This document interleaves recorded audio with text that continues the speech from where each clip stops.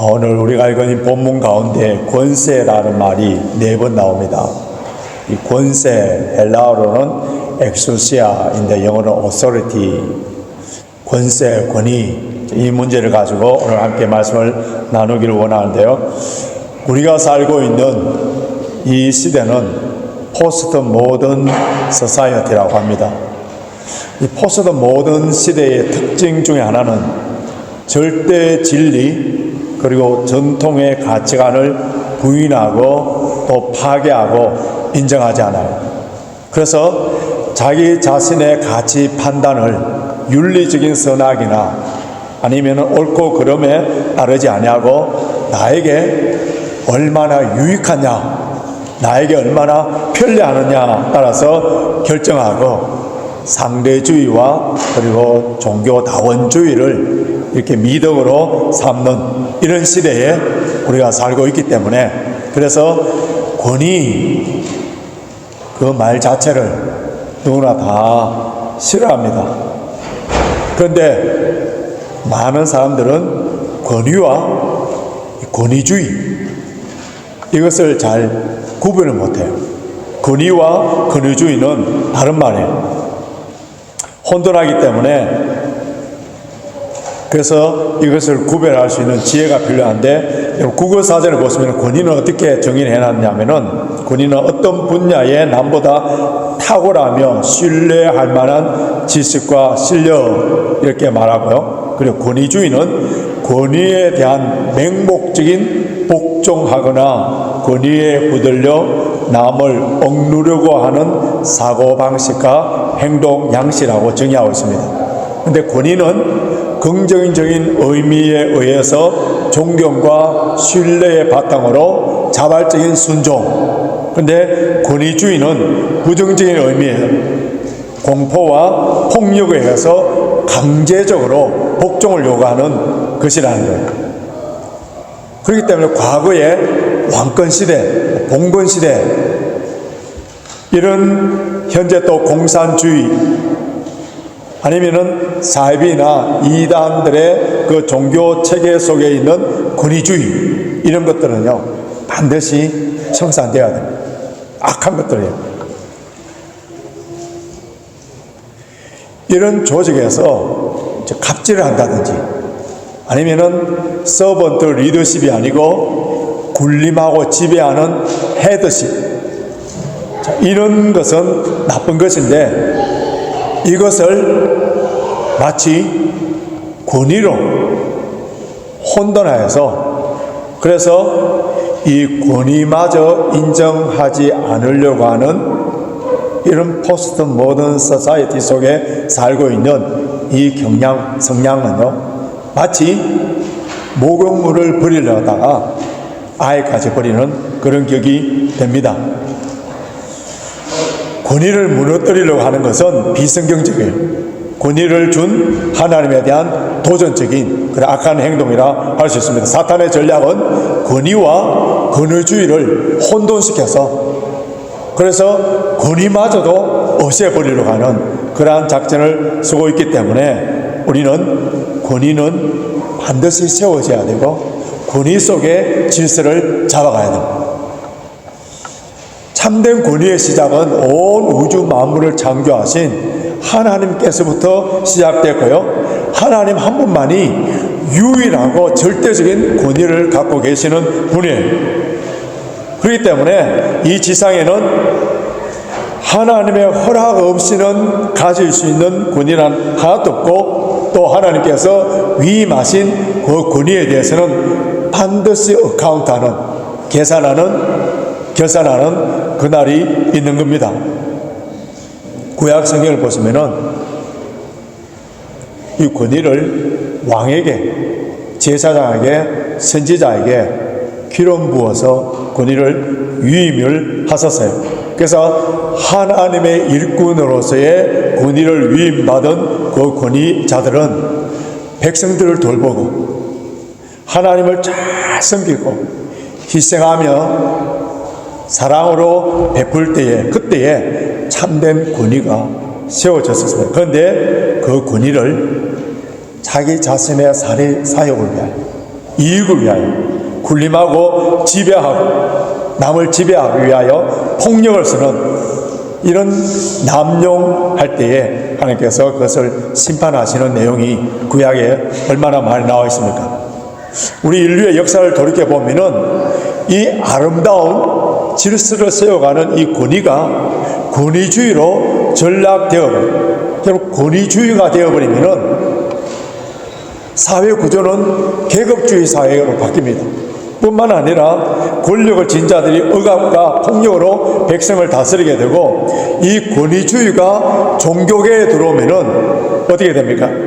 부패하고 타락하여서 우리가 중세에 본 것처럼 완전히 형식주의적인 그런 종교 체계가 되어버리는 거예요.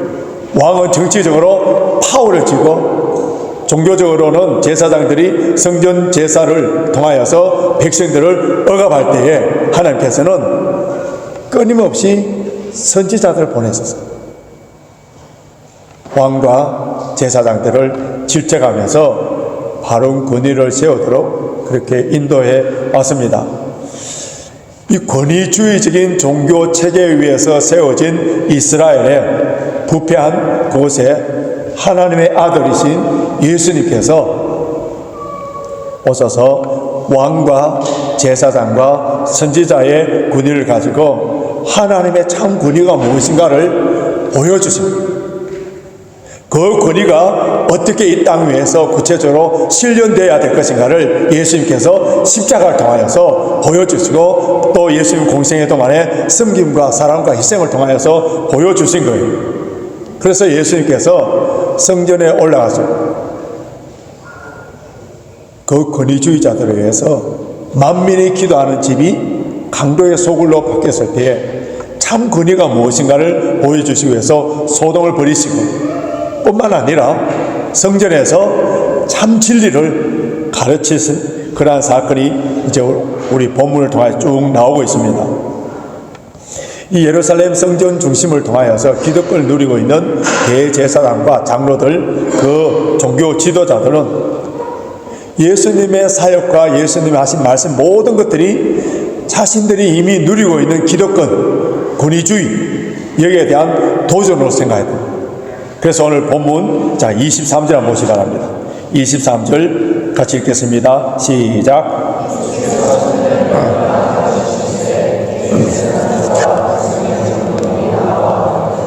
내가 무슨 권세로 이런 일을 하느뇨? 또 누가 이 권세를 주었느뇨? 자, 여기 대제사장과 장로들이 너가 무슨 권세로, 누가 너에게 이렇게 가르칠 수 있는 권세, 요즘 말하자면은 너가 가르칠 수 있는 라이센스시, 그 자격증은 어디서 받았느냐? 그렇게 질문을 하는 거예요. 여러분, 이 질문은 예수님을 올무에 빠뜨리고, 또 아니면은 하나님께로부터 왔다 하면은 신성모독죄로 죽이기 위한 그런 계획으로 아주 사악한 마음속에서 나오는 그런 질문이에요. 그런데 예수님께서는 아주 지혜롭게 그 당시에 온 백성들이 따랐던 세례 요한의 그 권위, 권세가 어디서 왔느냐? 하나님으로부터 왔느냐? 사람으로부터 왔느냐? 그렇게 질문하니까 그들의 대답이 뭐라고 하는지 보십시오. 뭐라고 대답합니까? 26절 보시면은 백성을 무섭다 하여서 그들이 뭐라고 대답합니까? 모르겠다. 27 보십시오. 예수께 대답하여 가로되 우리가 알지 못한다. 우리가 알지 못한다. 왜 이렇게 말하느냐 하면은 타락한 종교에서 나타나는 현상이 무엇이냐 하면은 하나님을 두려워하는 것이 아니라 누구를 두려워했다고요? 자, 다시 26절 하반절 보면 백성이 무섭다 하여, 이게 바로 타락한 종교의 형식주의의 그런 모습이에요. 하나님과는 관계없이 사람들의 인기, 사람들이 어떻게 생각하는가, 여기에 관심을 가져서, 그래서 그들의 대답이 모르겠다, 알지 못하겠다 대답해버립니다. 그들은 하나님 편에 서는 것이 아니라, 진리 편에 서는 것이 아니라 자신의 이익과 편리를 위하여서, 안정과 이익을 위하여서 그렇게 대답하는 거예요. 여러분, 하나님 한 분만을 두려워하는 사람은 세상에 어떤 것도 두려워하지 않습니다. 분명한 사실이에요. 그런데 하나님 한 분을 두려워하지 않는 사람들은 모든 것에 다 두려운 거예요. 정말 저와 여러분들이 하나님 한 분을 두려워하고 경외하는 마음으로 매일매일 살아간다면 이 세상에 어떤 것도 두려움이 없는 겁니다. 그런데 염려와 걱정과 두려움, 사람들의 눈치, 인기, 모든 것에 두려움이 가득 차다는 것은 하나님의 두려움이 없어져 버렸다는 거예요.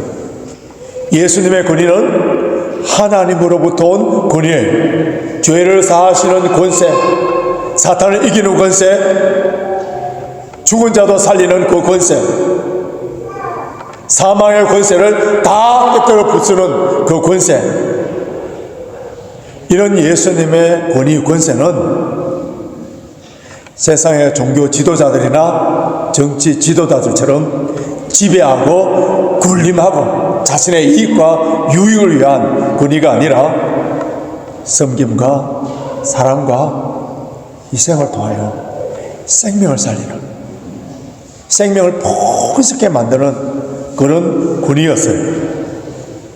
예수님께서는 직접 이런 권위를 보여주시고 권위를 행사하십니다. 그래서 이 권위를 국가에게, 가정에게, 교회에게 위임을 해 주셨습니다.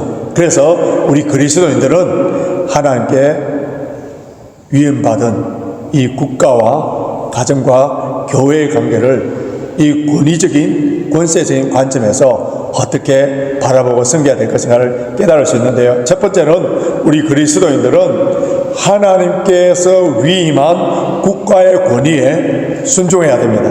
자, 로마서 13장 1절 2절 보시기 바랍니다.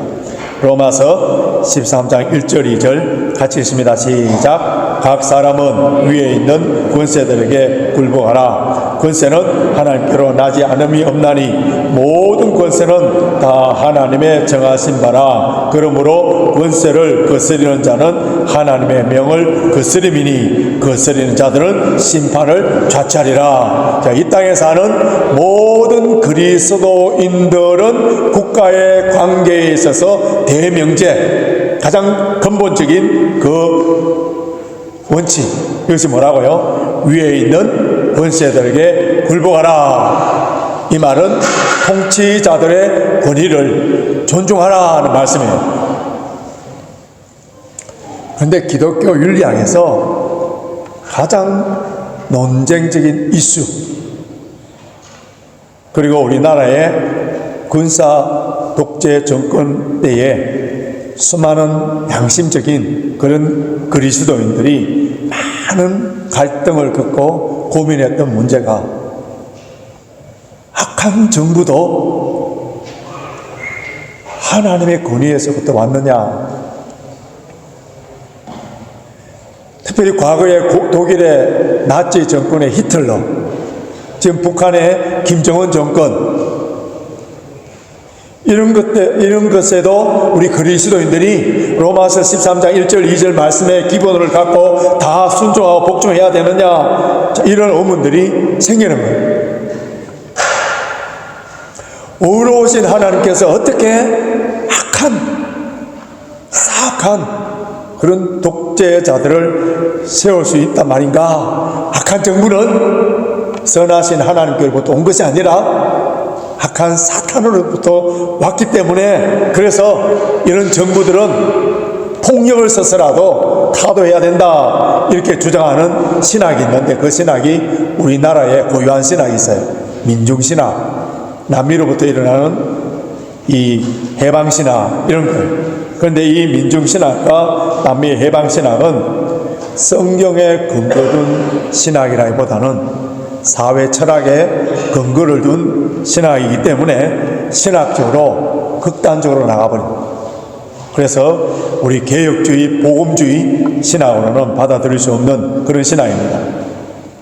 우리는 국가와 정부의 권위에 대해서 성경적인 바른 가르침을 가져야만이 건전한 국가관을 가지고 우리가 바르게 기도를 할 수 있는데요. 여러분, 하나님의 뜻을 말할 때에 두 가지를 구분해야 됩니다. 잘 들으시기 바랍니다. 첫째는 하나님은 선하시고 거룩하신 분이시기 때문에 하나님의 뜻은 항상 거룩하고 최선의 뜻이 있습니다. 또 하나는 허용적인 뜻이 있어요. 허용적인 뜻. 하나님께서는 선한 정부를 세우시고 선한 일꾼을 세우셔서 하나님의 선한 뜻을 이루시기를 원하지만은 때로는 하나님께서는 악한 정부도 허용하실 때가 있어요. 이게 이제 하나님의 허용적인 뜻이라고 할 수 있는데, 성경에 나오는, 구약에 나오는 이스라엘 백성들을 보십시오.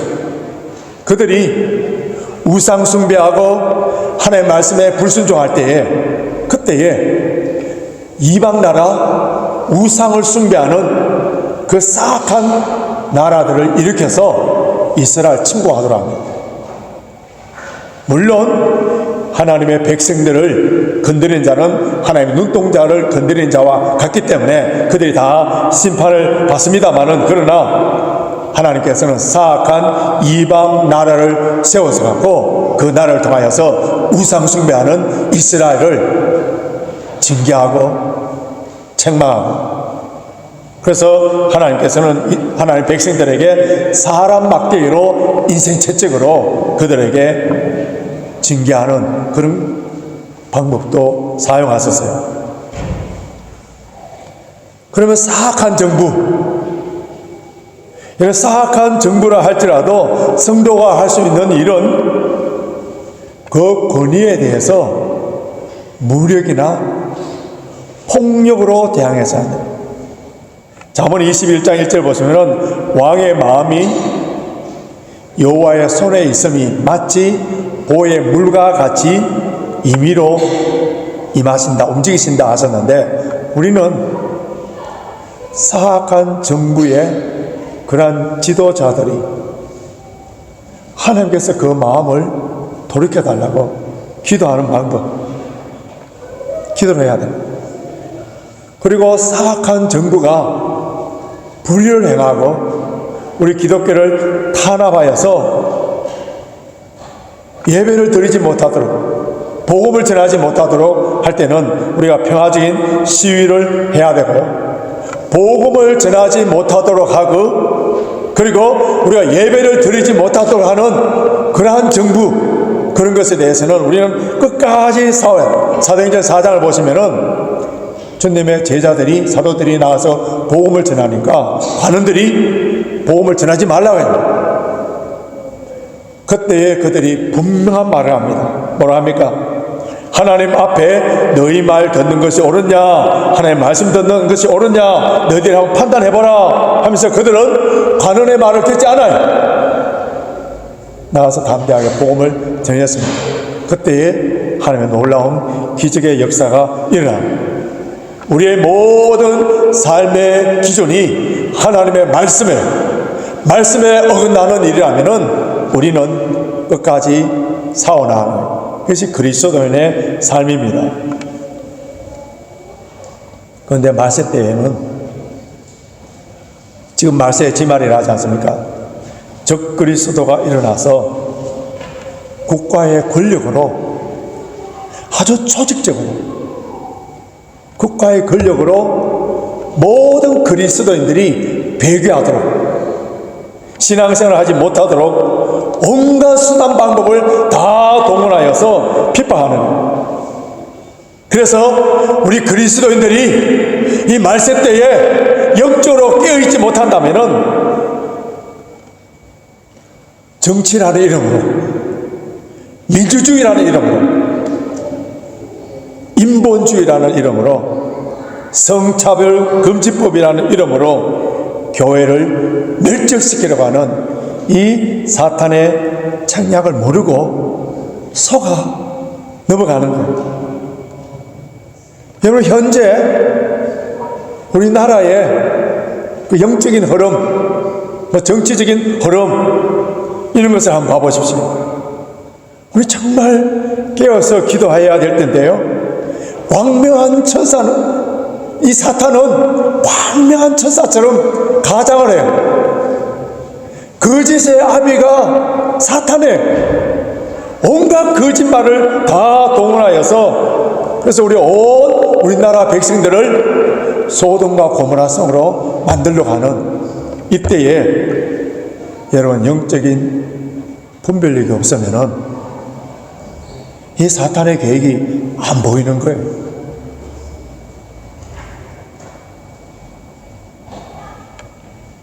저와 여러분들이 비록 조국을 떠나 멀리 여기 있지만은 우리 조국이 소돔과 고모라성이 되어서 하나님의 불심판을 받지 않도록 여러분 깨어서 기도해야 될 때입니다.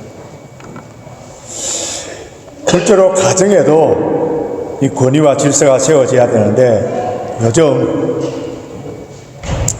한국에서 이사 갈 때에 남편들이 얼른 개를 안고 운전석 옆에 앉아 있는다든지, 안 그러면은 이 장롱석에 미리 들어가 있는다는 그런 우스개 이야기가 있는데, 오늘날 가장 남편, 아버지를 잘 풍자해주는 말 중에 하나예요. 특별히 50대, 60대에 우리 남자들이 이제 직장을 잃어버리면은 그 시세가 처량해지는 거예요. 무능한 남편, 무능한 아버지가 되어서 스스로 가장의 그 권위를 내려, 아내와 자녀들은 또 가장의 권위를 짓밟아버리는 그런 경우들이 있습니다. 여러분, 가정에서 남편의 권위, 아버지의 권위가 제대로 세워지지 않는다면 그 가정은 붕괴돼요. 가정에서 자녀들이 이 아버지의 권위를 세워주기 위해서는 먼저 자녀들의 어머니가 그 남편의 권위를 세워줘야 돼요. 아내가 남편의 권위를 세워주지 않고 무시하면 그 가정에는 문제의 아이들만 나타날 수밖에 없는 겁니다. 아버지의 권위가 무너지는 가정 속에서는 자녀들이 부모의 말을 들으려고 하지 않아요. 중요한 결정적인 것을 해나갈 때에, 그때에 경험과 오랫동안 기대한 그 아버지의 결정 지혜를 구해야 되는데, 그런 걸 듣지 않으려고 하는 거예요. 그리고 아버지의 권위는 하나님께서 정해놓은 권위예요. 비록 아버지가 좀 부족하고 다른 사람들처럼 많은 돈을 벌어오지 못한다 하더라도 가장으로서 아버지의 권위를 인정하고 존중해주고 가정의 제사장으로서 그 질서를 유지해 나갈 때에 그때 하나님께서 그 가정에 복을 주시는 거예요. 남편의 권위를 세워주는 그 아내는 지혜롭고 현숙한 여인이라 할 수 있습니다. 그럼 우리 여자 집사님들 존경받을 만한 그러한 일을 해야 존경해 주지, 이렇게 항변하시는 분들도 있습니다만은, 그럼에도 불구하고 아버지이기 때문에, 남편이기 때문에, 성경이 그렇게 말씀하기 때문에, 하나님께서 말씀하시기 때문에 그 권위를 인정해 주는, 하나님 기뻐하시는 거예요. 우리 한국의 어느 초등학교에서 글짓기를 했는데 2학년 프라이머리 2 2학년 학생이 글을 지어서 내놨는데 기가 막힙니다. 한번 들어보십시오. 엄마가 있어 좋다, 나를 이뻐해 주어서. 냉장고가 있어 좋다, 나에게 먹을 것을 주어서. 강아지가 있어 좋다, 나랑 놀아 주어서. 아빠는 왜 있는지 모르겠다. 그 초등학생 2학년, 그 순수한 동심에서 나오는, 거기에 무슨 인간적인 개개나 그런 것이 없이 그냥 순수한 마음에서 나온 그 동심에서 적어진 시인데요. 아빠의 존재감, 냉장고나 강아지보다 못한 존재로 떨어진 이 시대. 한편으로는 불쌍하기도 하고요. 또 한편으로는 아버지로서의, 남편으로서의 책임과 의무, 역할을 다하지 못하고 권위주의자가 되어서 고집만 있고, 그렇다면은 누가 존중해 주겠습니까?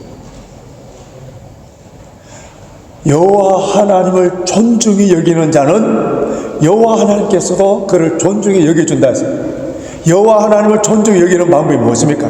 우리 가장들, 남편들, 아버지들, 자녀들에게, 남편에게 존중함을 받을 수 있는 길은 세상적인 권위주의가 아니라 하나님의 말씀에 순종하는 모습, 무릎을 꿇고 기도하는 모습, 말씀대로 사는 그 모습을 보여줄 때에 비록 내가 수입이 적고 세상적인 지위가 낮다 하더라도 그 가정 속에 존중함을 받고 하나님께서 존중함을 인정해 주는 거예요.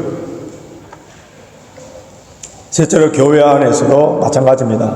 히브리서 13장 17절, 히브리서 13장 17절 같이 읽겠습니다. 시작. 너희를 인도하는 자들에게 순종하고 복종하라. 저희는 너희 영혼을 위하여 경성하기를 자기가 회개할 자인 것 같이 하느니라. 저희로 하여금 즐거움으로 이것을 하게 하고 근심으로 하게 말라. 그렇지 않으면 너희에게 유익이 없느니라. 여러분, 영적 지도자들이 비록 나이가 어리고 경험이 부족하고 온전한 인기가 아니고 영성이 깊지 않는다 하더라도 하나님께서 세워주신 그 권위에 순종하라는 것이 하나님의 말씀이에요. 그러면 주의 몸된 교회에 세워진 영적 지도자들에 대한 그 권위를 순종함이 없으면 결국 누가 손해보느냐? 누가 손해본다 했습니까? 다시 13장 17절 하반절 보십시오. 그렇지 않으면 너희에게 유익이 없느니라. 교회 사역자뿐만 아니라 교회에 직분을 받은 모든 분들, 우리 장로님들, 권사님들, 구역지, 우리 또 교사들 다 하나님께 세워주신 그 직분을 존중히 여기고 그 영적 권위를 인정해 줄 때, 그때 교회가 질서 속에, 평안 속에 복을 받습니다. 오늘날 사탄의 전략은 권위주의를 무너뜨린다는 그 명분으로 국가의 권위, 가정의 권위, 그리고 교회의 권위까지 무너뜨리려고 하는 거예요. 여러분, 하나님께서 세워주신 그 권위를 무너뜨리면 질서가 없어지는 거예요. 싸움과 분쟁이 일어납니다. 교회를 다니면서 오랫동안 신앙생활을 했는데 매사에 반항적이고 모든 것에 불평불만, 그 권위를 하면은 그냥 치가 떨리고 거역하는 이런 분들이 있어요. 이런 분들은 나는 타고난 성품이기 때문에 이해를 해 주십시오 하는데, 여러분 속지 마십시오. 이런 사람들은 사탄의 지배를 받기 때문에 그렇습니다.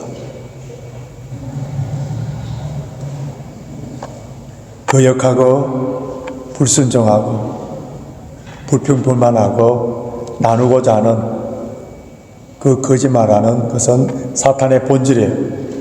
내 안에 반항적이고 부정적인 것이 가득하다면 날짜를 정해놓고 금식하면서 기도하여서 사탄의 선뿌리를 벗고 성령 충만하게 될 때에, 그때에 영혼뿐만 아니라 육신까지도 평안을 넘치고 다른 사람과 화목할 수 있는 화평의 재단이 될 수가 있습니다. 하나님께서 주시는 이 권위는 억압이라든지 돈의 파워라든지 권력이라든지 전문 지식으로 통해서 오는 것이 아니라 우리가 주님처럼 제자들의 발을 씻겨주시고 섬기며 사랑하며 희생할 때 온다는 사실을 기억해야 되고요.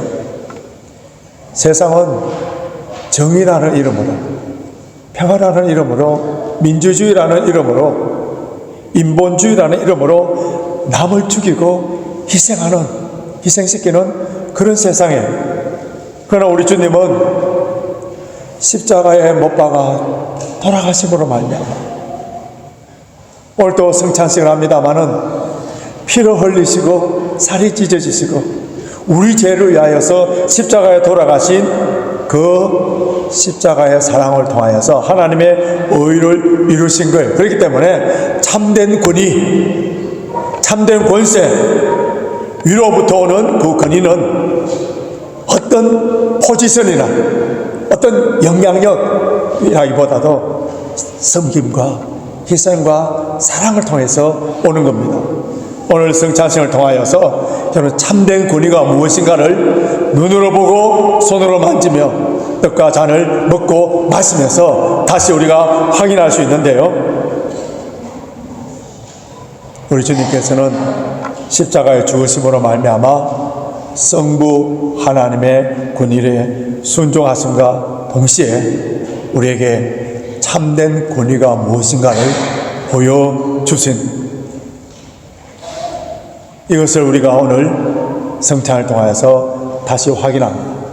예수님께서 내 죄를 위하여 십자가에 돌아가신 것에 대한 그러한 고백이 있을 뿐만 아니라 날마다 자기 십자가를 지고 자기를 부인하는 삶을 살 때에 우리는 하나님의 권위에 순종하는 자가 될 수가 있고, 내가 십자가를 질 때에 아무리 많은 권력과 아무리 많은 돈과 모든 전문 지식을 갖고 있다 하더라도 권위주의에 빠지지 아니하고 섬김과 봉사를 통하여서 참된 오소리티, 참된 권위를 보여줄 수가 있습니다. 이번 주간에도 하나님께서 세워주신 이 권위에 순종하는 자들이 되시고, 하나님의 권세에 순종함으로 말미암아 그 참된 권세를 통하여서 세상을 변화시킬 수가 있고, 십자가의 정신과 이 십자가의 은혜를 통하여서 이웃을 섬기며 사랑하며 불신자들에게 복음을 전함으로 말미암아 하나님의 능력과 성령의 역사를 체험하시는 저와 여러분이 되시길 주님의 이름으로 축원합니다.